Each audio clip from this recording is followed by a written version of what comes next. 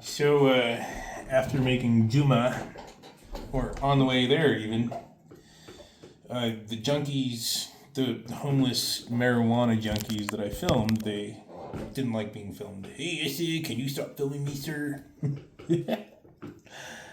But they live on the sidewalk because of their marijuana.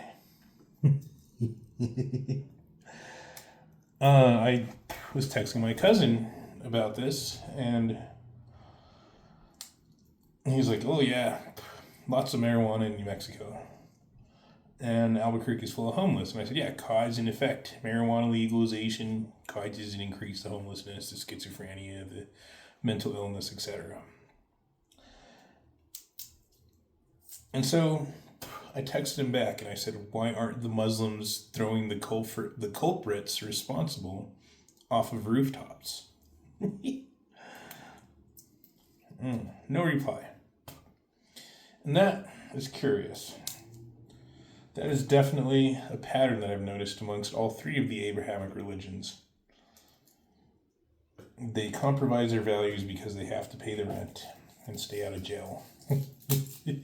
So, even though it's the all powerful Allah or the all powerful, Elohim or the all powerful God of Jesus or whatever, you still gotta compromise your values. They all compromise their values to pay the rent and avoid government action. On the way back,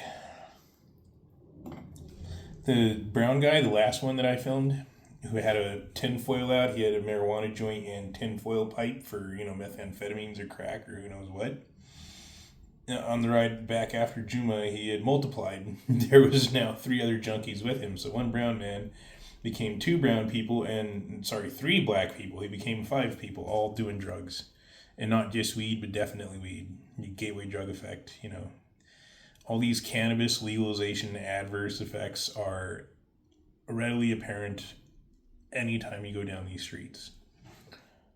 But somehow I'm the bad guy for pointing it out, right? I think that's the message here is political corruption, law enforcement corruption, etc., failing to stop this from happening and prevent it, but instead causing it and enabling it out of greed and lust for wealth and power with politics through marijuana legalization. That's okay. That's kosher. But the real crime is my documenting and reporting it.